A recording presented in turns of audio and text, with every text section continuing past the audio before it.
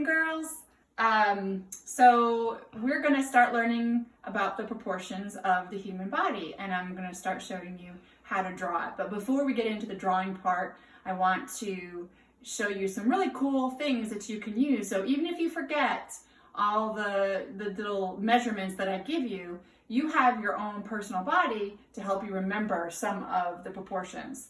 So to start with, we always start with the head.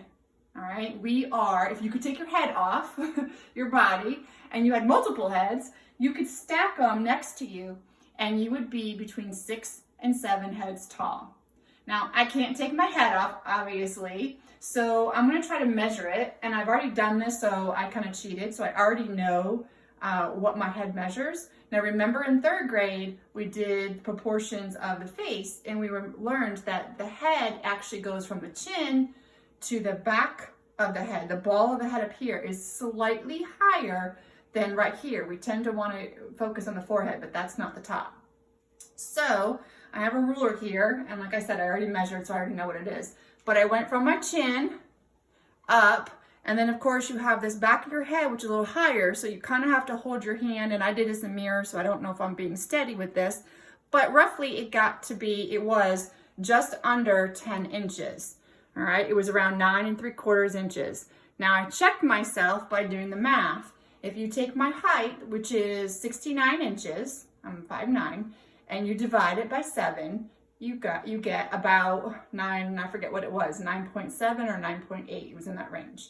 And again, when I tested it and I started measuring, I actually got about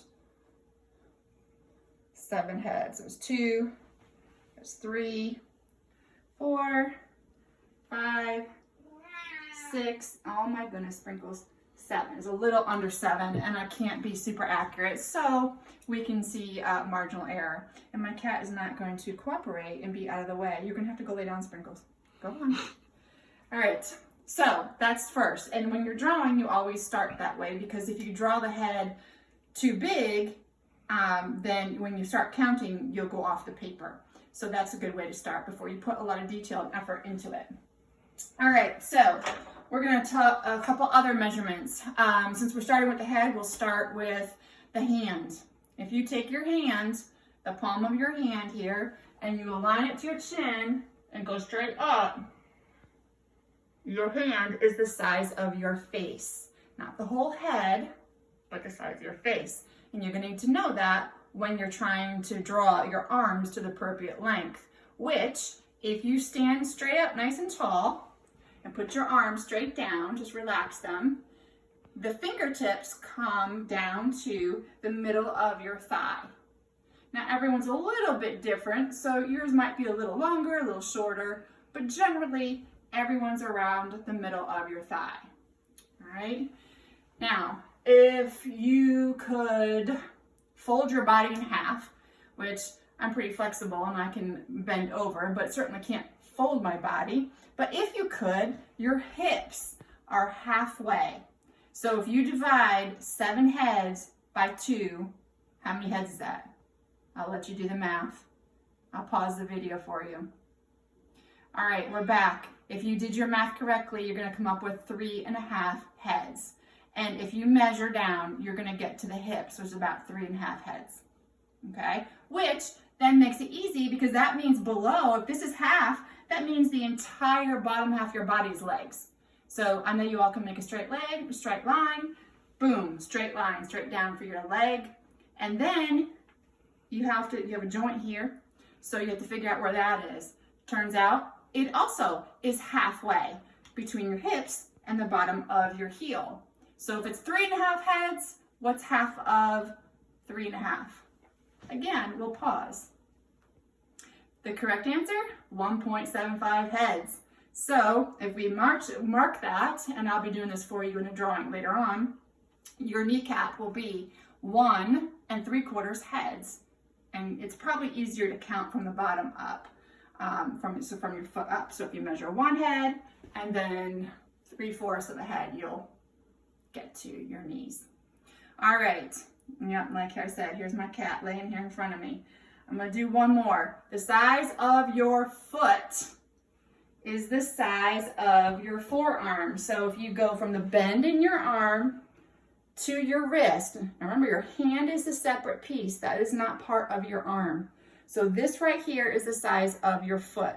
Don't believe me? We're gonna stop and we're gonna test it. But here, before I do, here's my, I can get my balance here. There's my heel. And there it is. The same size as your forearm. All right, now the last one, I'm about to shoo my cat out. When you put your arm straight out, my son Ethan, by the way, is videotaping for me. So when you put your arm straight out like this, now not up, not down, you have to have them level. So that means they're parallel to the ground or perpendicular to your body.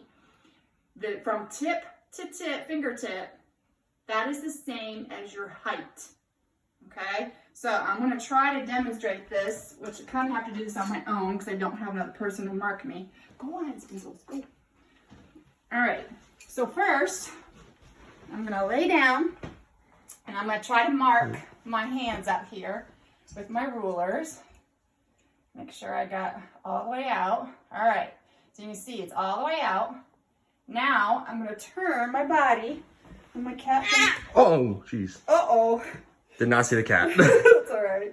Sorry, Sprinkles. She needs to get out of the way. All right, so I've aligned my heel, animals, aligned my heels with this ruler, and when I lay down, I get my hair out of the way, the top of my head, where's the ruler? Oh, there it is right at the top of my head.